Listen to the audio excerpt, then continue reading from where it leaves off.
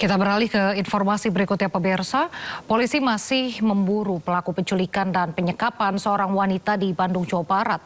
Sebelumnya polisi berhasil menemukan korban dalam kondisi mengenaskan setelah diculik dan disekap selama 3 tahun yang dilakukan oleh kekasihnya.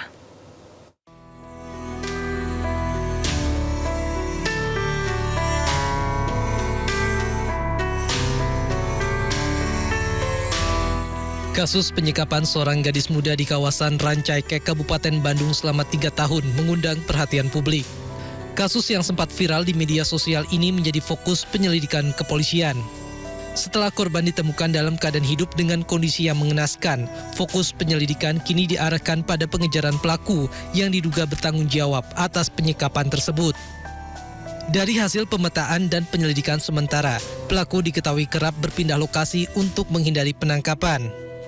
Bahkan dalam beberapa kesempatan polisi hampir berhasil menangkap pelaku, namun pelaku kembali lolos dari penyergapan.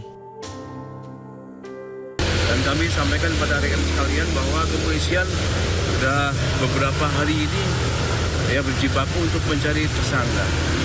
Tersangka yang memang dari beberapa hasil daripada mapping kita ini dia berpindah-pindah. Dan hampir beberapa waktu kita gerebek, tetapi yang bersangkutan masih bisa meloloskan diri. Sebelumnya korban ditemukan pada 10 Juni lalu di sebuah kontrakan di kawasan Cinunuk, Kabupaten Bandung, Jawa Barat. Korban ditemukan dalam kondisi sangat mengenaskan, yakni penuh luka akibat penganiayaan. Bahkan mulut dan mata kanan korban terluka sangat parah. Pihak keluarga mengaku sudah 3 tahun kehilangan komunikasi dengan korban. Dari Kabupaten Bandung, Jawa Barat, Yuan Pangestu, iNews melaporkan. Pemirsa, kasus penyekapan seorang gadis muda di Rancaikek, Kabupaten Bandung selama 3 tahun sangat memprihatinkan. Anggota DPR RI Atalita Praratya mengunjungi korban yang masih dirawat di Rumah Sakit Hasan Sadikin. Anggota DPR RI Atalia Praratya mengunjungi seorang gadis korban kasus penyekapan selama 3 tahun oleh kekasihnya di Rumah Sakit Hasan Sadikin, Bandung.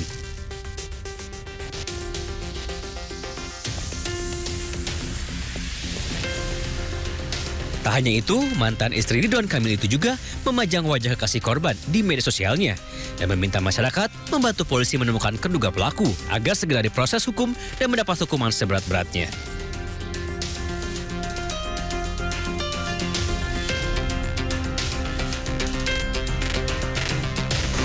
Sementara itu, akibat kondisi yang sangat memprihatinkan, korban saat ini masih menjalani perawatan di Rumah Sakit Hasan Sadikin, Bandung.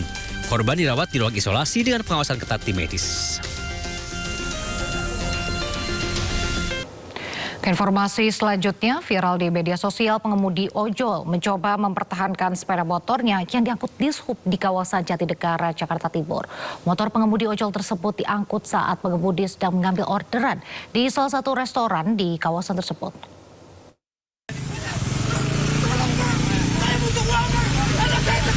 Saya butuh makan, tolong bang. Rumah saya di Bekasi bang, tolong. Saya nggak berhenti di Purwokerto. Terima saja, ada kebijakan. Tolong pak, tolong.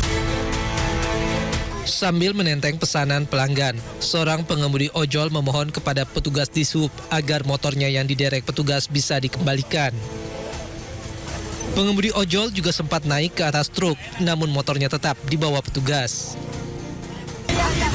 Belum kok lari sama sekali dari pagi jam 6 saya keluar baru ini pak. Tolong.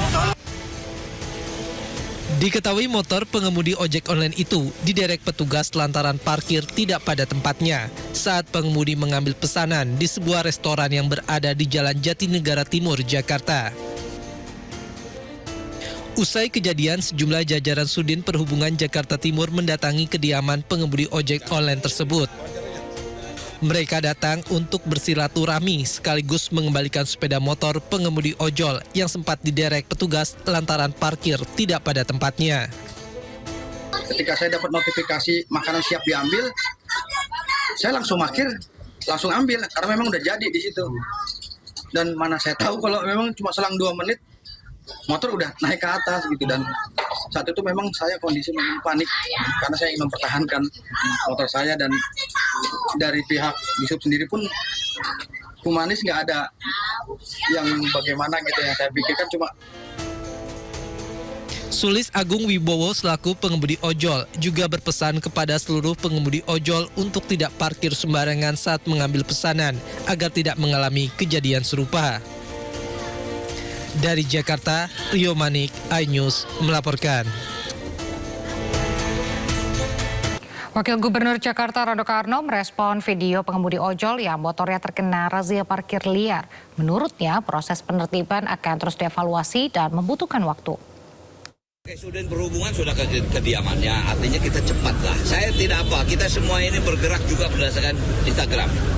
Itu yang kita pegang juga, artinya kita sangat merespon dengan cepat apabila memang kita bisa lakukan. Beralih ke informasi lain, Roy Suryo dan Dr. Tifa masih menjalani perawatan di Rumah Sakit Polri Kramat Jati, Jakarta Timur. Kedua tersangka dirawat usai ditangkap penyidik Polda Metro Jaya pada Jumat kemarin. Hingga Minggu siang, Roy Suryo dan Dr. Tifa masih menjalani rawat inap sejak Jumat malam di Gedung Anton Sujarwo, Rumah Sakit Polri Kramat Jati, Jakarta Timur. Sebelumnya kedua tersangka kasus dugaan pencemaran nama baik dan fitnah ijazah palsu Presiden RI ke-7 Joko Widodo sempat menjalani pemeriksaan kesehatan di instalasi gawat darurat Rumah Sakit Polri. Sampai saat ini belum dapat dipastikan berapa lama Roy Suryo dan Dr. Tifa akan menjalani rawat inap.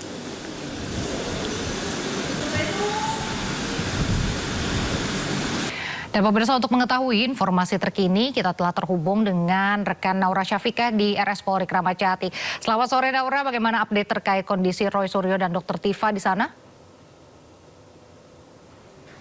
Ya, selamat sore Raisa dan juga pemirsa. Hingga di Minggu sore hari ini kami melaporkan memang untuk kondisi dari Roy Suryo dan juga Dr. Tifa ini masih menjalankan rawat inap di Rumah Sakit Polri Jakarta Timur, lebih tepatnya di Gedung Anton Sujarwo, di mana memang kalau kita ketahui bersama Jumat pagi ini mereka ditangkap lalu dibawa ke Polda, kemudian dilanjutkan di Jumat sore itu menuju dan juga melakukan screening kesehatan di Rumah Sakit Polri, dan ditemukan bahwa dari kedua tersangka tersebut memiliki penyakit bawaan. Di antaranya untuk Dr. Tifa ini memiliki penyakit bawaan seperti GERD ataupun asam lambung yang mengharuskan mereka dilakukan ataupun diberikan rawat inap di Rumah Sakit Polri. Dan sudah jalan 2 hari untuk rawat inap dari kedua tersangka tersebut, namun kami masih belum menerima informasi apakah nantinya akan segera diselesaikan untuk rawat inap ini, kemudian nanti untuk kelanjutannya bagaimana.